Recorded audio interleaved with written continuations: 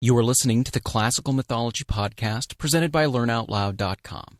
With this series, we will investigate the characters and events that form the bedrock of belief in the ancient Western world.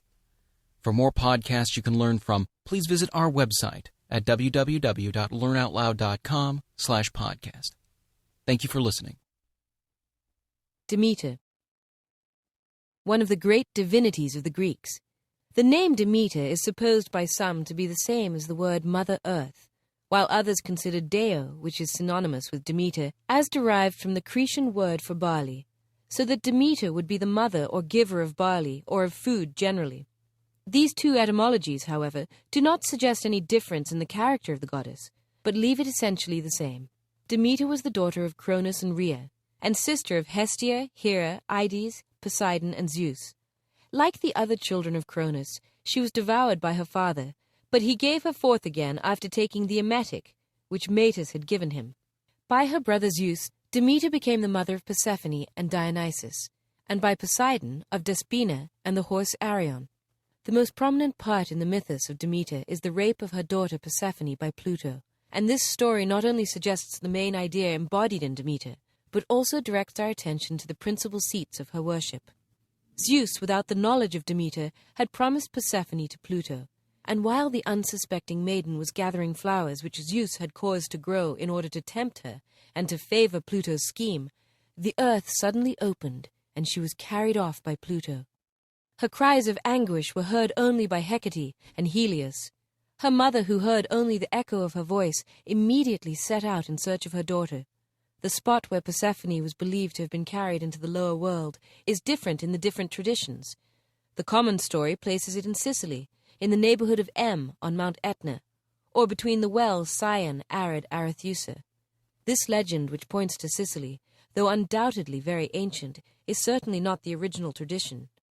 Other traditions place the rape of Persephone at Arenas, on the Cephisus in the neighborhood of Eleusis at Colonus in Attica, in an island of the Atlantic near the western coast of Spain, in Crete, or in the neighborhood of Pisa. Others again place the event at Phoenix in Arcadia, while the Homeric hymn on Demeter places it in the plain of Nysa in Asia. In the Iliad and Odyssey, the rape of Persephone is not expressly mentioned. Demeter wandered about in search of her daughter for 9 days, without taking any nectar or ambrosia, and without bathing. On the 10th she met Hecate, who told her that she had heard the cries of Persephone, but did not know who had carried her off. Both then hastened to Helios, who revealed to them that Pluto had been the ravisher, and with the consent of Zeus.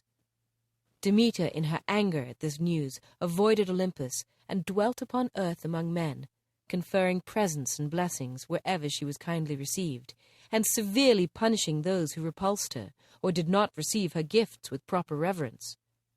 In this manner she came to Celeus at Eleusis, as the goddess still continued in her anger, and produced famine on the earth by not allowing the fields to produce any fruit.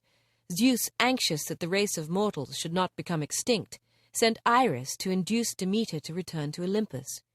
But in vain. At length Zeus sent out all the gods of Olympus to conciliate her by entreaties and presents, but she vowed not to return to Olympus, nor to restore the fertility of the earth, till she had seen her daughter again. Zeus accordingly sent Hermes into Erebus to fetch back Persephone. Pluto consented indeed to Persephone returning, but gave her a part of a pomegranate to eat, in order that she might not always remain with Demeter. Hermes then took her in Pluto's chariot to Eleusis, to her mother, to whom after a hearty welcome she related her fate.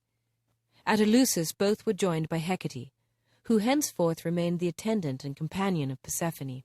Zeus now sent Rhea to persuade Demeter to return to Olympus, and also granted that Persephone should spend only a part of the year, i.e. the winter, in subterraneous darkness, and during the rest of the year she should remain with her mother. Rhea accordingly descended to the Rarian plain near Eleusis, and conciliated Demeter, who now again allowed the fruits of the fields to grow. These are the main features of the mythos about Demeter, as it is contained in the Homeric hymn. Demeter was the goddess of the earth, and more especially of the earth as producing fruit, and consequently of agriculture, whence human food or bread is called by Homer the gift of Demeter.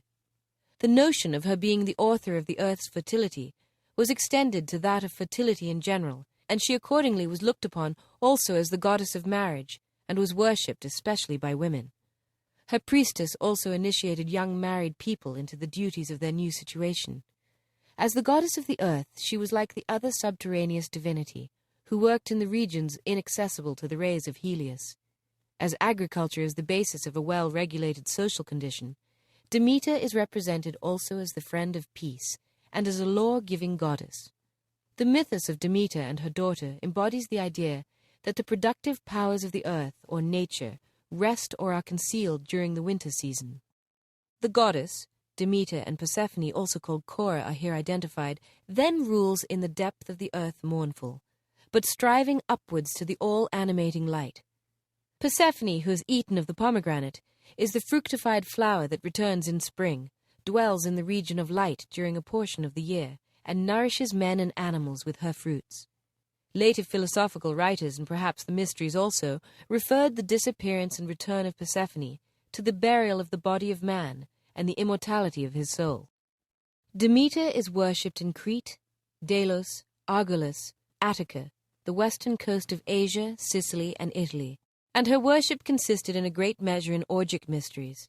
The sacrifices offered to her consisted of pigs, the symbol of fertility, bulls, cows, honey cakes, and fruits. Her temples were called Megara, and were often built in groves in the neighborhood of towns. Many of her surnames, which are treated of in separate articles, are descriptive of the character of the goddess. She was often represented in works of art, though scarcely one entire statue of her is preserved. Her representations appear to have been brought to ideal perfection by Praxiteles. Her image resembled that of Hera in its maternal character, but had a softer expression, and her eyes were less widely opened. She was represented sometimes in a sitting attitude, sometimes walking, and sometimes riding in a chariot drawn by horses or dragons, but always in full attire.